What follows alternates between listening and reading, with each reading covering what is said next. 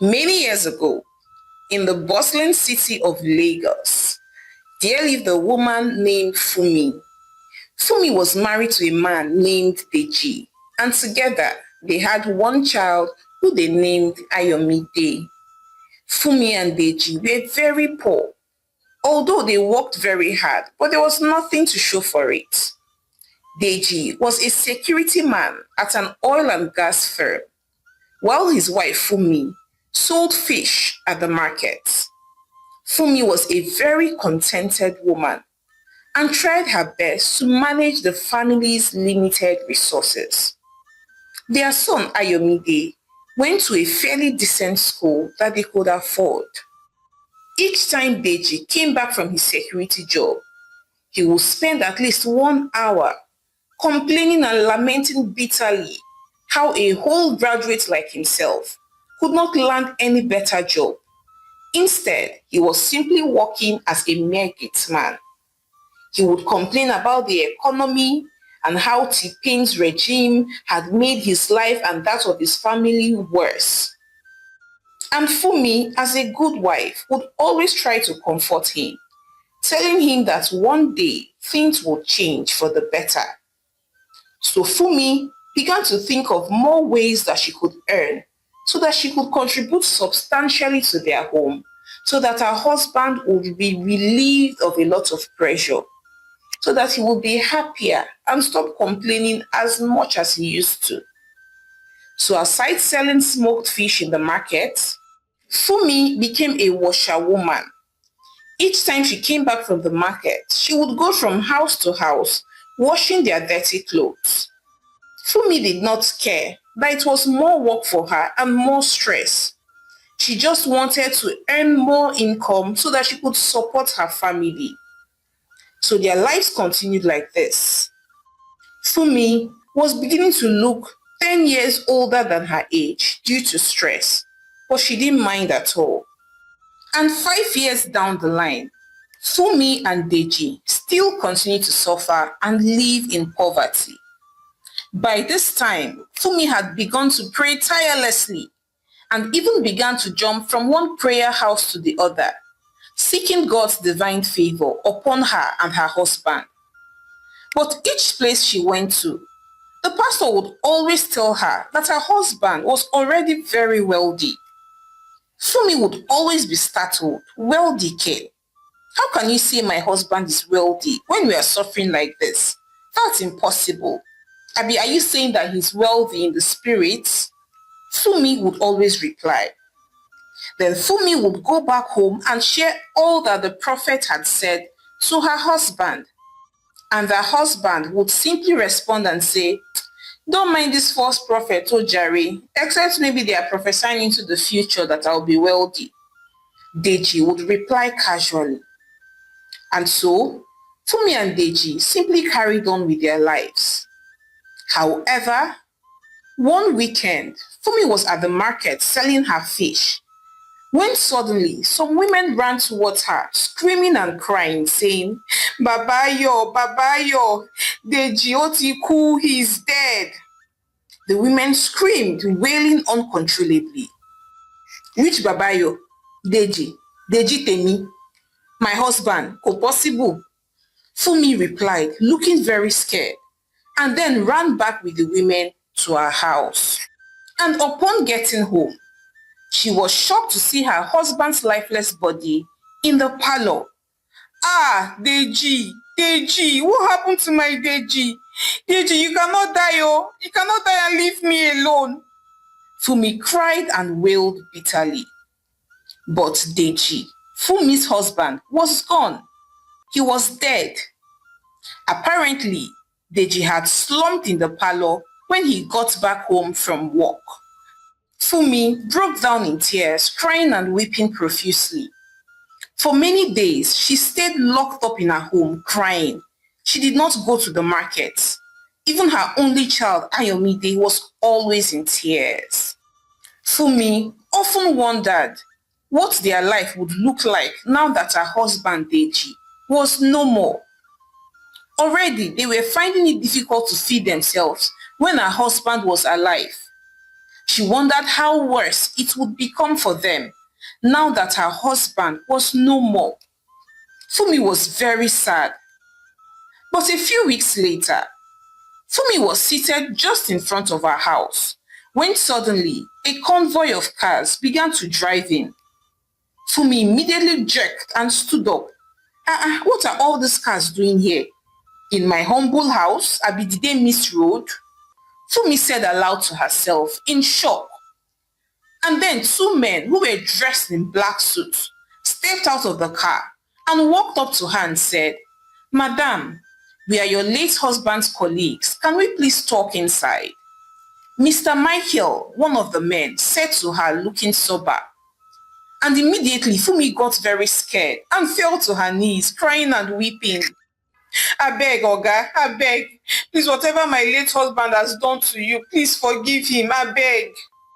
Fumi pleaded while crying and weeping. And Mr. Michael quickly reached out to help her stand and then said, "No, no, no, no, your husband has done absolutely nothing to us. As a matter of fact, his death is a huge blow on the company. He was one of the most important people in our company and we are so sorry for your loss," Mr. Michael said sadly as he helped Fumi to her feet. But if my husband did not do anything, so why are you people coming to the house with all these plenty cars as if you are coming to see a very important person? He said my husband was just a security man, so why all this? Fumi asked, looking confused. And Mr. Michael simply replied and said, "Let us just go inside and talk first, madam, please." So Fumi led them into her modest home. Mr. Michael and the other man stared at the house in shock. They wondered what a man of Deji's status and caliber would be doing living in such a humble house. It was not befitting of his personality and status in life one bit. So Mr. Michael went ahead and said, "Madam, your husband was our chief accountant in our firm, and he did an excellent job. And we do not even know if anyone would ever be able to fill in the big shoes that he left behind. And as company policy dictates, your husband's death benefits, that is, the money that should be given to his family in case he dies, is a total of 100 million naira. And aside that, it's also the company's policy that we would bear the cost of his funeral and also sponsor your child's education till he graduates from secondary school," Mr. Michael said very kindly. Wait. Kilewi? Wait, Efarabale. It seems that you people made a mistake because it's like you are the wrong house. So, are you sure you are not mistaking my own Deji for another Deji? Because I know that yes, my Deji is a graduate, but he could not get any decent job. He worked as a security man all his life. I can even show you his security uniform that he puts on to work every single day. So I don't understand what you are saying. That my own husband was not just an accountant, but your company's chief accountant. I beg, there's a mistake somewhere. Koye Mirara. Fumi replied, looking confused. "Well, madam, I do not know why your husband lied to you and told you that he was just a security man. But we are not mistaken. Your husband, Mr. Deji Francis Ayola, was the chief accountant at our company for the last 10 years. And we have only come to inform you about his death benefits," Mr. Michael replied assertively. And immediately, Fumi fainted. After a few minutes, Mr. Michael was able to revive her, and immediately Fumi regained her consciousness. She started screaming and wailing. Deji, how could you do this to me? How could you have been wealthy and you watched us suffer for the past 10 years?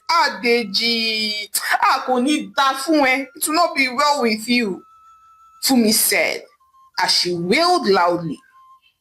And so, Fumi followed the two men back to their office. They gave her some papers to sign, which she did. And there and then in the office, They transferred a whopping sum of 100 million naira to her account. And immediately Funmi received the alert, she broke down in tears. So this is really true. So I am not dreaming. So my husband has been very wealthy and has been lying to me for many years. How do I even know that he has not been lying about other things as well? So this man had the heart to watch us go for days without food. Ah, Deji, Ikanie, you are wicked, oh. Funmi said aloud as she broke down in tears. So in the next few weeks, the company had handled the funeral just as they had promised. Funmi had become a wealthy woman overnight. So she and her son had moved out from their old house for fear that they might be attacked or robbed, and moved into a bigger and more beautiful house in a more befitting and serene neighborhood. And her husband's company kept to their word, and they paid for her son's school fees. But before Funmi left her old house, she ransacked the whole house. And that was when she saw her husband's diary. She picked up the diary and went through the pages one by one painstakingly. And she was shocked by all the things that she read. Apparently, her husband had a secret apartment. So every day when he left their home in his security man uniform, he would go to that his secret apartment and change into a suit and then drive to his office. And when he was done at work, he would also drive back to the same apartment and would even eat to his fill sumptuous and delicious meals before changing back into his security uniform and start heading back home. Funmi was shocked. Tears streamed down her eyes freely as she read his diary. A few days later, and Funmi was able to trace the apartment where her husband lived a double life. She ransacked the whole house and found several landed documents, dollars, gold, and other valuable things. She packed all of them and went to her new home. For several weeks, she was always angry with her late husband, Deji.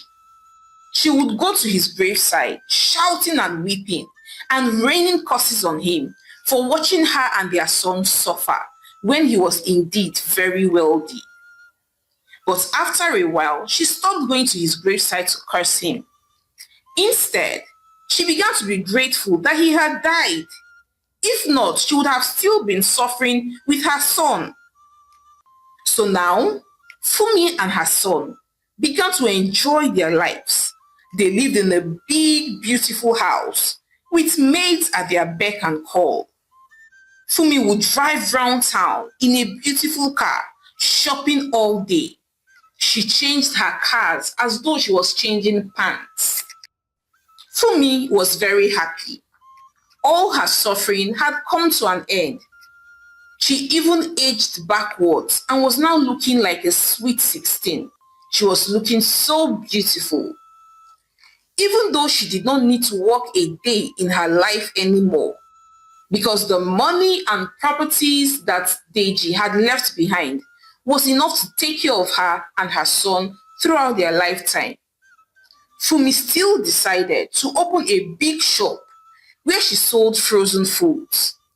And so every day that she woke up, she would go on her knees thanking God that her husband had died. It was now that all the prophecies from all the churches that she had been to began to make sense to her.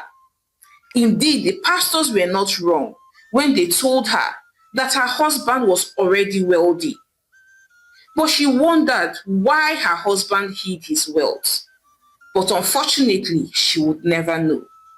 And so, Funmi lived happily ever after with her son, Ayomide. Hi besties, it's your favorite storyteller, Omalicha. Thank you so much for watching my story to the end. So I'd like to hear your thoughts on this one. What do you think?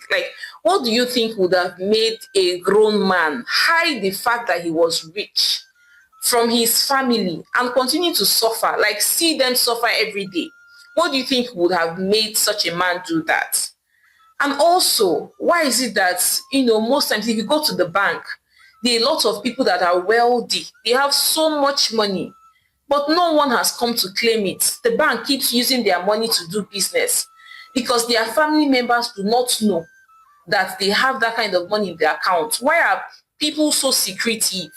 You have hundreds of millions in your account and your family will not know.